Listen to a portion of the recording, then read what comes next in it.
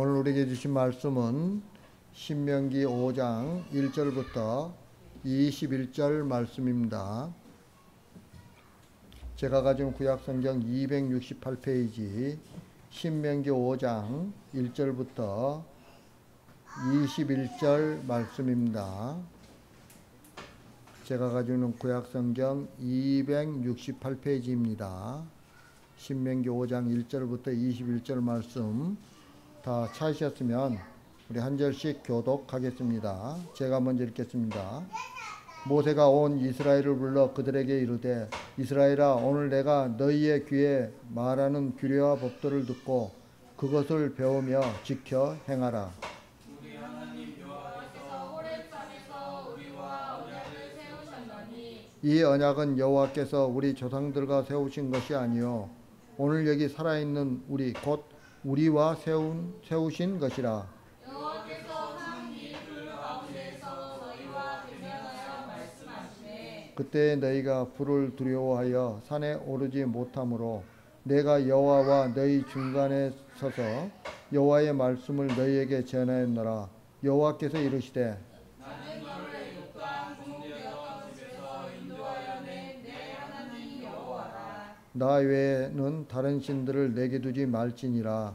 너는 자기를 위하여 새긴 우상을 만들지 말고 위로 하늘에 있는 것이나 아래로 땅에 있는 것이나 땅 및 물속에 있는 것에 어떤 형상도 만들지 말며 그것들을 절하지 말며 그것들을 섬기지 말라.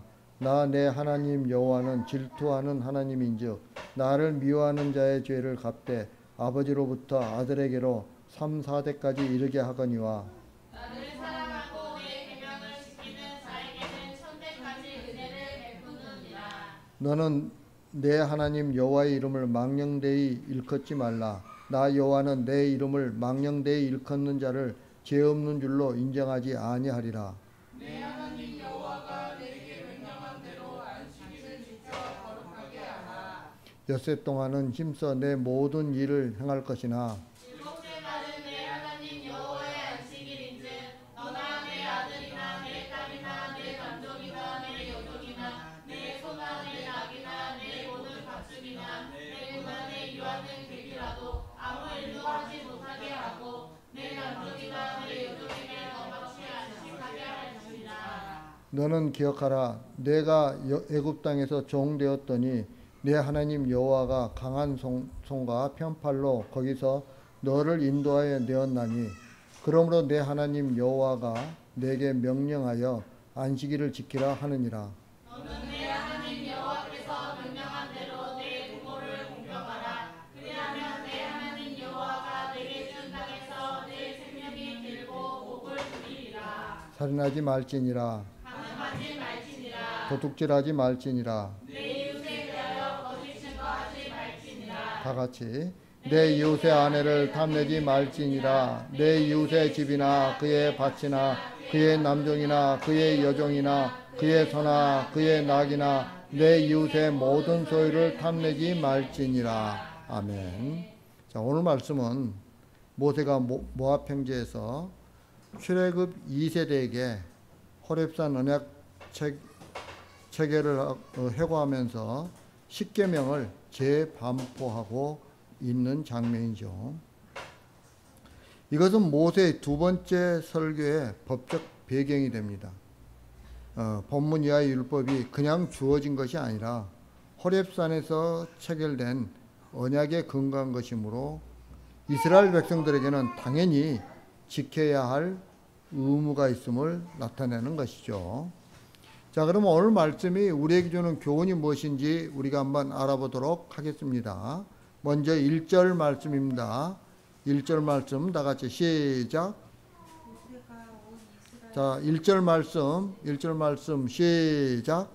모세가 온 이스라엘을 불러 그들에게 이르되 이스라엘아, 오늘 내가 너희의 귀에 말하는 규례와 법도를 듣고 그것을 배우며 지켜 행하라. 아멘. 신명기 4장 24절에 보면 하나님께서는 자신을 소멸하는 불로 소개하고 계시죠. 하나님은 눈에 보이는 것은 모두 소멸해 버리시죠. 그것을 어떤 형상이든지 만들지 말라는 규례로서 당부하셨던 거예요. 어떤 형상인지 만들지 말라는 것은 눈에 보이는 것은 그 어떤 것이든 자기 힘으로 삼지 말라는 거예요. 왜 눈에 보이는 형상을 힘으로 삼으면 안 되는 걸까요? 여러분, 하나님께서는 세상을 말씀으로 창조하셨기 때문에 그래요. 말씀으로 창조된 세상은 오직 말씀으로 살아야만 하는 거죠. 따라서 성도는 말씀으로 사는 사람이지 눈에 보이는 형상으로 살아가는 사람이 아니라는 거죠. 하나님이 가장 원하시는 것은 말씀으로 유지되는 세상이에요. 그런데 세상은 말씀을 벗어나 버렸죠. 그래서 하나님은 모세를 통해서 십계명을 주심으로 세상이 다시금 말씀으로 유지되어지기를 원하시는 거예요. 그런데 오늘날 많은 사람들은 십계명은 계속 살아있는 율법이므로 지켜야 한다고 주장을 해요. 또 어떤 사람들은 지금은 복음의 시대이기 때문에 계명을 지킬 필요가 없다고 주장을 하죠. 그러면서 서로 많은 논란들을 벌이고 있어요. 하지만 이것은 십계명에 대한 오해와 혼란 때문에 빚어진 결과이죠. 여러분, 십계명은 구원을 위해서 우리에게 주신 것이 아니에요. 십계명은 하나님의 잣대예요, 잣대. 하나님은 십계명처럼 살아가는 세상을 원하시고 나머지는 용납하지 않으신다는 것을 십계명을 통해서 선포하신 거예요. 사람들에게는 저마다 자기 잣대가 있죠. 그리고 옳고 그름에 대한 판단을 자기 잣대를 가지고 기준으로 해서 그 판단을 해요. 예를 들자면 고기 파는 정육점이 있잖아요. 그럼 정육점에는 뭐가 있어요? 저울이 있겠죠. 근데 모든 사람들은 어떻습니까? 우리 집 저울은 정확하다고 이야기하죠. 예. 그런데 저울의 정밀도와 성능을 유지하기 위해서는 어떻게 되냐면 규정된 주기와 절차에 따라서 비교 검사를 하고 그래서 잘못된 부분들을 교정을 받아야 돼요. 통상 1년에 한 번 정도 그런 것들을 하게 돼 있어요. 네. 따라서 저울의 정확도는 그런 검교정의 결과에 따라 결정되는 것이지 자기 가게 것이라고 해서 무조건 정확하다고 판단할 수 없는 거죠. 마찬가지로 우리는 내가 한 판단이 무조건 정확하다는 결론을 내리면 안 된다는 거예요. 어떤 한 가지 일을 가지고도 사람마다 의견들이 다 다르잖아요. 그 이유는 각 사람들이 가지고 있는 잣대가 다 다르기 때문에 그런 거예요. 사람마다 상식이 다르고 경험이 다르고 지식이 다르기 때문에 그런 잣대와 그렇기 때문에 그 사람들이 가지고 있는 잣대와 판단 기준은 다를 수밖에 없는 거예요. 그리고 그런 다름 때문에 등장하는 게 뭐냐면 다툼이죠. 여러분, 교회 안에서도 다투잖아요. 성경 말씀을 가지고도 다투어요. 이렇게 해석하면 안 된다, 이렇게 하면 이렇게 해석해야 된다 하면서 서로 다투죠. 예. 왜 그렇습니까? 전부 다 자기 기준을, 자기 잣대를 가지고 기준으로 삼아서 모든 것들을 판단하기 때문에 그러는 거예요. 그렇기 때문에 우리는 어떻게 해야 돼요? 다른 사람들과 다를 때는 내 기준이 잘못될 수도 있겠구나라는 것을 한번 생각해 봐야 된다는 거죠. 여러분, 내 기준, 내가 가지고 있는 그런 기준이 불변한 것이 아니에요. 왜냐하면 더 정확한 잣대가 있으면 어떻게 해야 돼요? 그 잣대를 가지고 판단을 해야 하는 거죠. 그런데 세상 사람들은 쉽게 자기 잣대를 의심해 보지 않아요. 틀렸다고 생각하지 않는 거예요. 왜 그럴까요? 여러분, 세상 사람들은 세상에서 가장 믿을 만한 사람이 자기 자신이라고 생각하기 때문에 그러는 거예요. 그래서 항상 자기중심적이에요. 예. 하지만 가계 저울의 정확성을 판단하는 기관이 따로 존재하듯이 우리의 잣대가 바른지 틀린지를 판단하는 진짜 정확한 잣대가 존재한다는 사실을 우리는 기억해야 돼요. 나를 판단하는 잣대가 있는 거예요. 따라서 우리는 무조건 내가 옳다는 생각을 버리고 가장 정확한 잣대에 자기를 재어보고 그리고 판단해 보아야 하는 것이죠. 여러분, 믿음이 뭐예요? 믿음은 하나님의 잣대에 나를 맞추는 거예요. 여러분, 우리가 성경을 가지고 성경을 봐도 내가 원하는 것만 보면 잘못된 거죠. 하나님께서 왜 이 말씀을 나에게 주셨는지를 우리가 먼저 생각해 봐야 되는 것이죠. 그래서 그것 때문에 신학을 공부하는 거예요. 목회자들이 신학을 공부하는 이유가. 그리고 성경을 저 사람이 제대로 정확하게 이 성경을 갖다가 분석을 하고 있구나. 안 그러면 자기 마음대로 풍의적으로 해석을 하고 있구나 하는 것들을 판단하는 거죠. 여러분, 풍의적으로 성경을 분석을 하게 되면은 그냥 코에 걸면 코걸이고 귀에 걸면 귀걸이가 되는 거예요. 아무데나 걸어도 다 되는 거예요. 그렇게 하면 안 된다는 거죠. 특별히 설교자들은 그렇게 하면 안 되는 거죠. 여러분, 내 생각을 판단하시는 하나님의 생각이 있어요.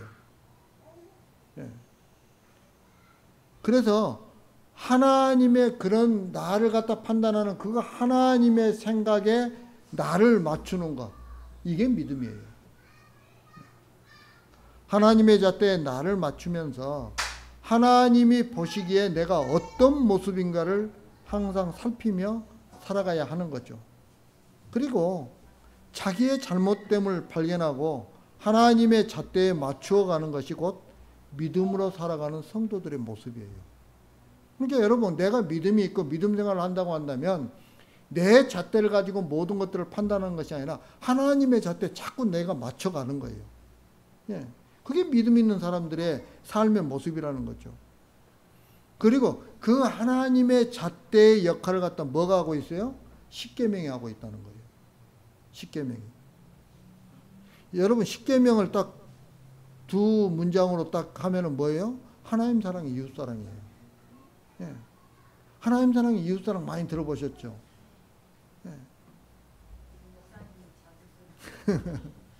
그러니까 우리가 그 십계명이 그걸 갖다 우리들에게 이야기하고 있는 거예요.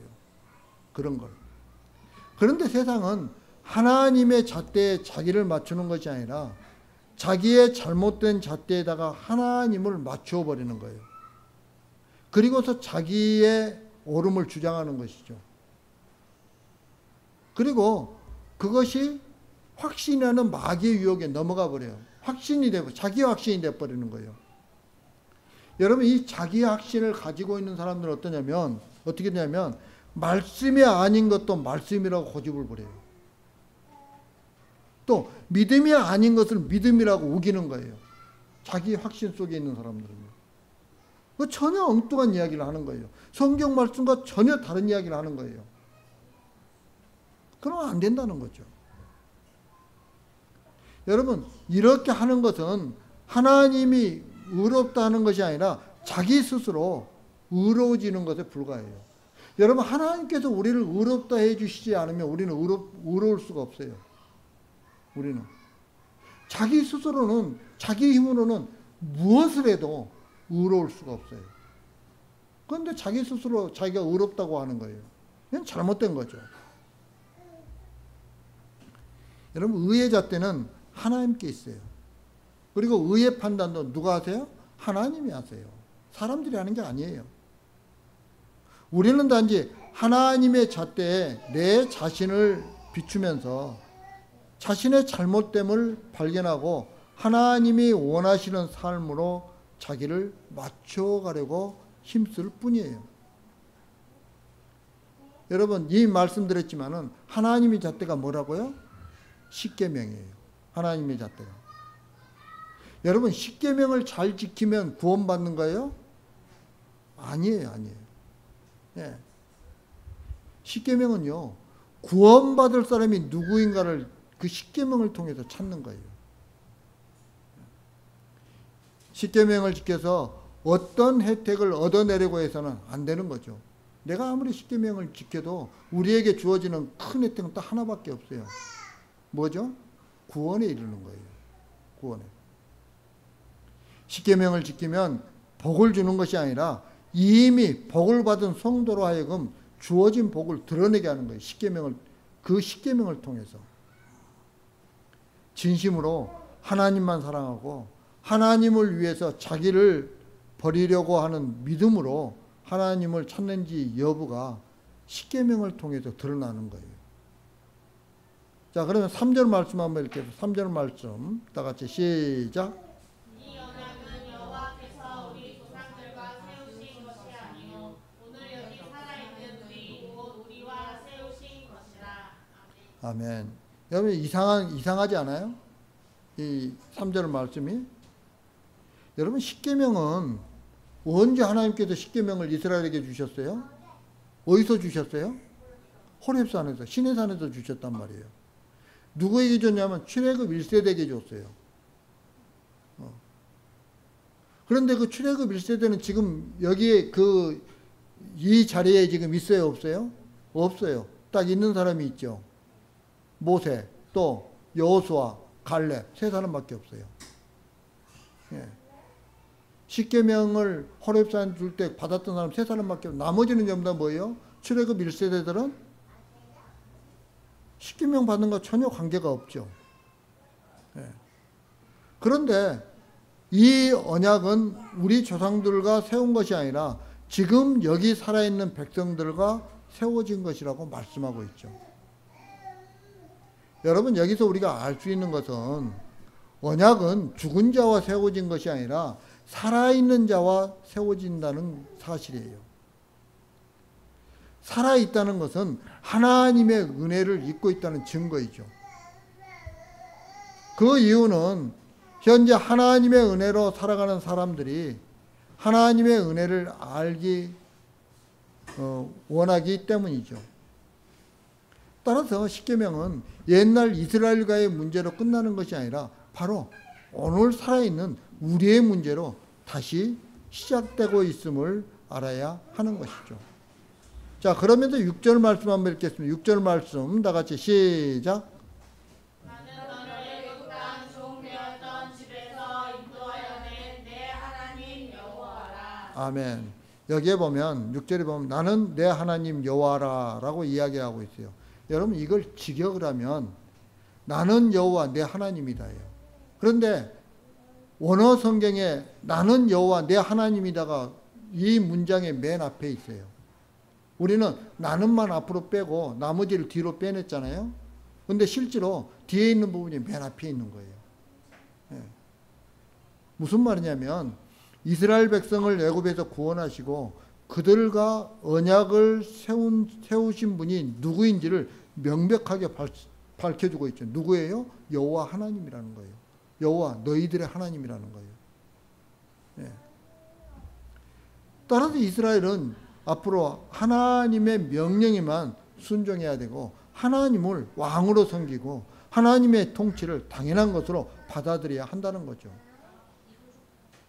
그리고 하나님의 통치를 당연한 것으로 받아들이는 표가 바로 뭐냐? 그것이 바로 십계명이라는 거예요. 말로만 하나님이 나의 왕이십니다. 나를 다스리시옵소서라고 하면 진짜 하나님의 통치에 순종하는지의 여부가 드러나지 않죠. 그래서 진짜 하나님의 통치 아래 살아가는지 십계명을 통해서 판단되어져야 하는 거죠. 여러분, 십계명은 하나님이 나를 구속하셨다는 것을 진심으로 깨달은 사람만이 지킬 수가 있어요. 하나님의 은혜가 나를 살렸다는 것을 아는 성도만이 제1계명의 말씀처럼 하나님의 다른 신을 두지 않게 되는 거죠. 하나님의 다른 신을 두지 말라는 것은 하나님 외에 의지하고 힘으로 삼는 것이 있어서는 안 된다는 거. 우리가 의지하고 힘으로 삼아야 될 분은 누구예요? 하나님 한 분밖에 안 계신다는 거예요. 이걸 믿으라는 거예요. 여러분, 이것은 하나님만이 나를 살린다는 것을 깨닫지 못하고서는 지킬 수가 없어요. 또한 여러분, 십계명에 보면 이웃의 아내나 소유를 탐내지 말라고 이야기하고 있죠. 여러분, 이웃의 것을 탐낸다는 것은 반대로 말하면 무슨 말이냐면 내 것을 나눌 마음이 전혀 없다는 거예요. 네, 내 것을 나눌 마음이 없어요. 그리고 도리어 이웃에게 있는 것들을 탐내가지고 빼앗아 오려고 하는 거죠. 그런데 여러분, 성도에게는 자기 것이 없어요. 엄밀히 이야기하면. 모든 것이 하나님의 은혜로 주어진 것이기 때문에 그래요. 따라서 성도는 나누어야 할 사람이지 이웃의 것을 탐내어야 할 사람이 아니라는 거죠. 그러니까 이웃의 것을 탐내지 않는 것은 뭐예요? 다른 사람들과 내가 가진 것을 나눌 수 있죠. 그런 사람들. 그러나 이웃의 것을 탐내는 사람은요, 절대로 나눌 수가 없어요. 네. 그냥 십계명은 그걸 갖다 우리들에게 보여주는 거예요. 제가 좀 전에 이야기했지만 십계명을 크게 구분하면 두 가지로 구분한다고 그랬죠. 1에서 4계명은 하나님에 대한 사랑이고 5에서 10계명은 이웃에 대한 사랑이라는 거죠. 하나님의 은혜와 사랑을 받는 자는 1에서 4계명까지의 모습이 드러나는 거예요. 그래서 하나님의 다른 신을 섬기지 않고 우상을 만들지 않고 하나님의 이름을 망령되이 일컫지 않고 그리고 안식일을 거룩하게 지키는 거죠. 예. 그런 모습으로 드러나는 거예요. 남들 눈이 두려워서 남들 보는 앞에서만 그렇게 하는 게 아니고 실제 삶이 그렇게 바뀌는 거예요. 또 이웃에 대해서도 5에서 10계명까지의 모습이 드러나는 거예요. 따라서 10계명은 하나님의 잣대로 우리에게 등장하고 10계명이 우리를 판단하는 거예요. 그런데 여러분, 이 10계명을 다 이루신 분이 있죠. 누구세요? 예수님이세요. 그러니까 결국 지금 우리를 판단하는 하나님의 잣대는 십자가에서 죽으신 예수님이라는 거예요. 하나님을 사랑하고 죽기까지 하나님께 순종하셨고 그리고 이웃을 위해 몸을 버리시고 피 흘리신 예수님이 지금 우리의 잣대가 되는 거죠. 그리고 세상에서 자기의 잣대로 자기를 바라보면서 나는 의롭게 살았다고 하고 양심대로 살았다고 큰소리치는 모든 사람에게 할 말이 없게 만들어버려요. 그 예수님의 십자가의 모습을 통해서요. 네. 그래서 로마서 3장 24절에서는 하나님의 은혜로 값없이 의롭다함을 얻게 되었다고 말하고 있는 거죠. 우리가 의롭다고 된 것은 우리가 어떤 노력에 의해서 의롭다고 된 게 아니에요. 네, 이걸 알아야죠. 나를 위해서 피 흘리신 주님을 기억하면서 나도 이제부터는 주님처럼 살 수 있습니다 라고 하면서 하나님께 나올 때 그것이 곧 거룩이에요. 구별된 거예요. 예, 구별이에요. 그리고 그것이 곧 십계명을 지키는 거예요. 우리가 예수님 앞에 설 때마다 모든 교만이 사라질 수밖에 없고 내 모습 그대로 죽음에 처할 수밖에 없음을 발견하게 되는 거죠. 그리고 주님을 경외하게 되는 거예요. 여러분, 다른 사람을 경외하는 사람이 약자예요. 나에게 경외한 사람이 있다고 한다면 나는 약자가 되는 거죠. 그리고 약자는 강자에게 굴복하는 거예요. 여러분, 우리에게 있어서 참된 강자는 누구예요? 하나님이세요. 하나님. 그리고 그 강자이신 하나님께 도움을 구하는 것이 믿음이에요. 예. 우리는 할 수 있는 게 없잖아요.